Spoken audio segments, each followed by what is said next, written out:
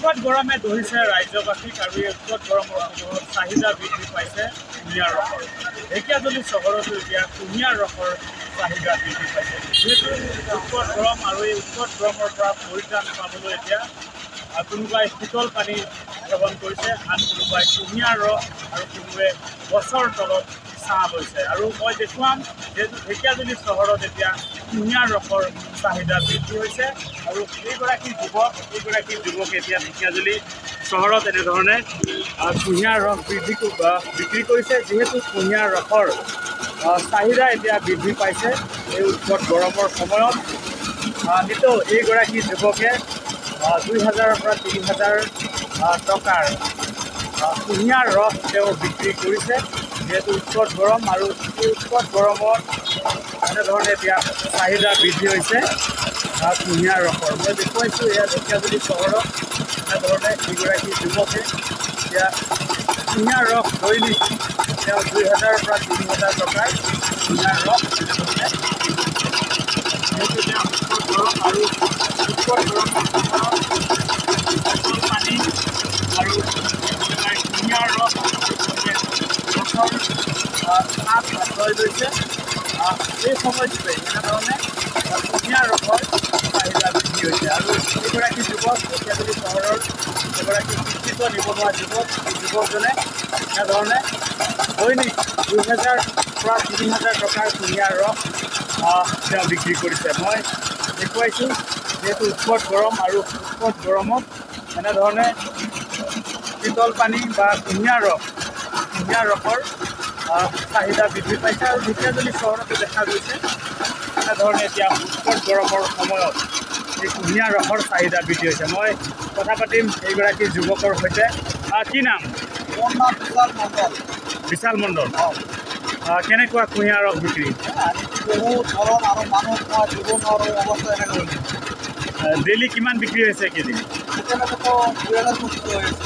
২,২৫০। সন্ধিয়ালৈকে ৩,০০০ হৈ যাব। চবে মানুহ আহি আছে আৰু মানে সময় নাই এতিয়া মানে কথা পাতিব সময় নাই কথা পাতিবলৈ। মানুহ আহি আছে হয়, ভোট দিয়া আমাক দিয়া চবকে কুঁহিয়াৰ ৰস লাগে। নিশ্চয়কৈ সেয়া কুঁহিয়াৰ ৰস এনেধৰণে তেওঁ উল্লেখ কৰিছে যে দৈনিক ২,০০০ৰ পৰা ৩,০০০ টকাৰ কুঁহিয়াৰ ৰস এইকেইদিন তেওঁ বিক্ৰী কৰিছে, যাৰ কাৰণ গৰমত কুঁহিয়াৰ ৰসৰ চাহিদা বৃদ্ধি হৈছে। মই কথা পাতিম, ইয়াত কুঁহিয়াৰ ৰস খাবলৈ আহিছে। কি খবৰ?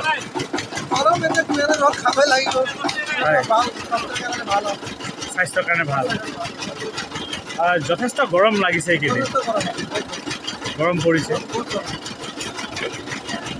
নিশ্চয়কৈ কুঁহিয়াৰ ৰস আচলতে স্বাস্থ্যৰ বাবেও উপযোগী আৰু সেইবাবে সকলোৱে এনেধৰণে কুঁহিয়াৰ ৰস এনেধৰণে ইয়াতে সেৱন কৰিব আহিছে। গিলাচ কিমানকৈ? ২০ টকা। নিশ্চয়কৈ ২০ টকা গিলাচ। আৰু এয়া চাওক উৎকট গৰমৰ পৰা পৰিত্ৰাণ পাবলৈ এনেধৰণে কুঁহিয়াৰ ৰস সেৱন কৰিছে। যিহেতু উৎকট গৰম, তেওঁ উল্লেখ কৰিছে যে ২,০০০ৰ পৰা ৩,০০০ টকাৰ কুঁহিয়াৰ ৰস তেওঁ বিক্ৰী কৰিছে। গৰম কেনেকুৱা? গৰম বহুত। কুঁহিয়াৰ ৰস খাব আহিলে। মই আৰু লোক আছে, কথা পাতিম। কেনেকুৱা গৰম? বহুত গৰম। হয়, কি ক'বা? গৰমটো তামান দিছে আজি চবতছে বেছি দিছে। হয়, কুঁহিয়াৰ ৰস খাইছে? কুঁহিয়াৰ ৰস নিশ্চয়কৈ এয়া ঢেকীয়াজুলি চহৰত এনেধৰণে উৎকট গৰমৰ পৰা ৰক্ষা পাবলৈ যি কুঁহিয়াৰ ৰস কাৰণ কুঁহিয়াৰ ৰস স্বাস্থ্যৰ বাবে উপযোগী, সেইবাবে এনেধৰণে কুঁহিয়াৰ ৰসৰ চাহিদা যথেষ্ট বৃদ্ধি হৈছে ঢেকীয়াজুলি চহৰত।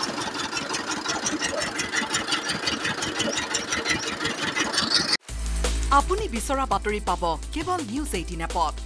নিউজ 18 এপ ডাউনলোড কৰিবলৈ স্কেন কৰক এই QR কোড। গুগল প্লে ষ্টৰতো পাব এই নিউজ 18 এপ।